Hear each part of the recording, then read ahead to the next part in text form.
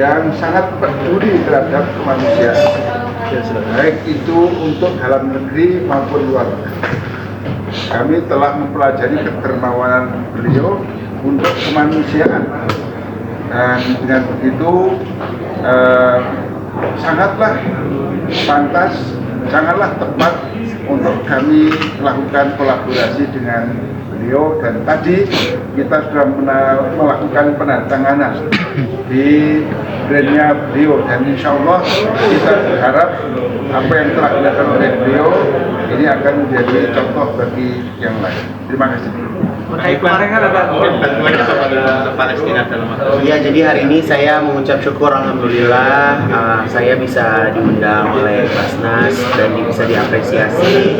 Jujur dari hati kecil saya, setiap apa yang saya buat, yang saya berikan kepada masyarakat di Indonesia maupun di luar sana, tidak ada niatan sedikit pun untuk mendapatkan pengakuan dari siapapun, Pak. Tapi alhamdulillah hari ini dari pihak Basnas memberikan apresiasi tersebut. Saya mengucapkan banyak terima kasih, dan apa yang saya lakukan selama ini bukan semua keluar dari saya pribadi, tapi saya juga ingin mengucapkan banyak terima kasih kepada para customer, pelanggan setia, mereka yang fanatik terhadap karya-karya saya gitu. Karena alhamdulillah dari keuntungan penjualan kerudung, penjualan baju yang saya buat selama ini bisa menghasilkan begitu banyak kebaikan.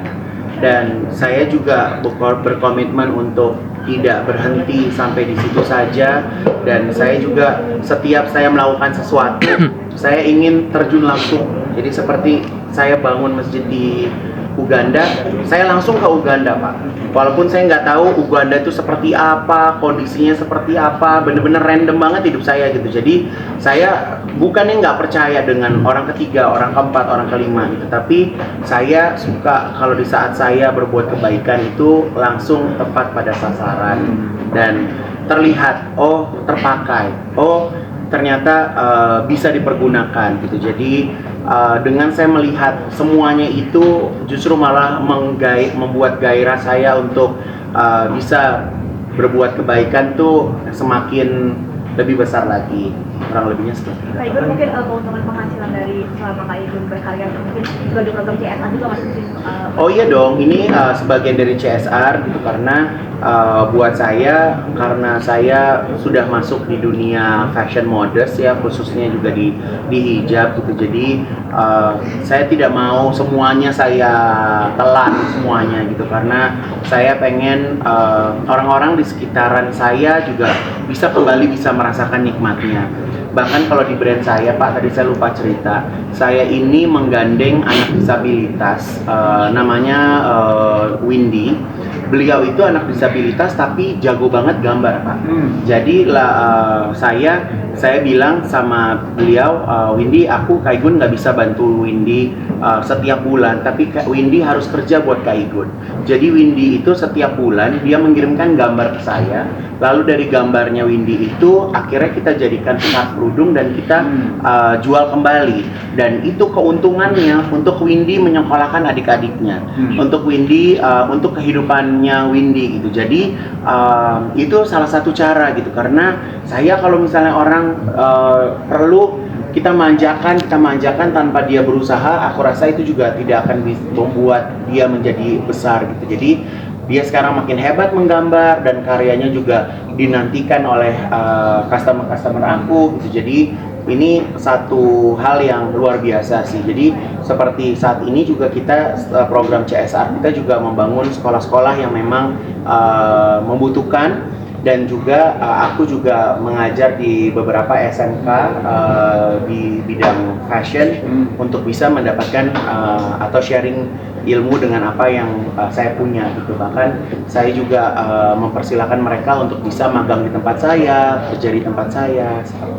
Bang, sampai saat ini masih galang donasi untuk Palestina? Kalau saat ini penggalangan itu sudah tidak ada, tapi karena saya masih memproduksi kerudung ini, jadi biar terus otomatis aja gitu. Jadi kita juga sudah membuat pos-pos ya gitu ya, bahwa penghasilan ini buat kemana.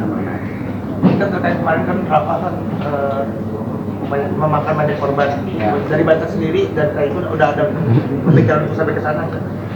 Kalau Basnas insya Allah sudah kita programkan untuk segera ke sana lagi sebelum kita nanti merencanakan untuk rekonstruksi. Tapi kebutuhan kemanusiaan secepatnya setelah reda. Karena kemarin kami minta pendapat dari mitra kami di Mesir juga tunda dulu karena keadaannya masih berbahaya. Jadi mungkin kalau kalian ya netizen itu ngelihat, oh lagi digempur, ayo cepet kirim bantuan, nggak semudah itu masuk gitu. Karena Igun juga lewat Hands Foundation itu, Igun bukan ngirim barangnya dari Indonesia dikirim ke sana, habis uangnya buat pengiriman, tapi uang cash yang kita punya kita bawa di sana, kita belanjain di sana, kita kemas di sana. Sampai manja kita juga akhirnya karena memang pemerintah juga bawahan makanan juga banyak, akhirnya aku memutuskan untuk lokasikan keuntungan tersebut untuk membuat ambulan. Jadi sekarang hampir sudah mau jadi 3 ambulans gitu, dan aku berharap pas kemarin ada penggemburan itu ambulans itu bisa terpakai gitu kan. Tapi ya Allahu alam gitu, apakah sekarang ambulannya masih ada atau enggak gitu. Tapi yang jelas memang akhirnya kita lokasikan juga ke kesehatan sih Pak. Berarti 1,5 miliar ya Kak Igun selama ini? Kurang lebih seperti itu. Untuk kurban sendiri nanti ke Basnas atau kemana? Kalau kurban, alhamdulillah mau undang Bapak nih. Jadi kebetulan kan aku punya rumah tahfiz Quran Pak. Jadi Bapak insya Allah tengokin. Jadi pengennya nanti pas kurban, pengennya di tempat rumah tahfiz Quran aku. Jadi kalau aku selalu cerita, aku tuh pengennya rumah tahfiz Quran itu anak-anak yang ada di situ, mereka semua mendapatkan pendidikan yang layak, pendidikan sekolahan dan juga pendidikan agama gitu. Aku pengen mereka juga berprestasi juga gitu. Jadi nanti bakal ngobrol lebih panjang dengan teman-teman dari Basnas untuk bisa membantu merealisasikan lebih segera. Mungkin kabar itu akan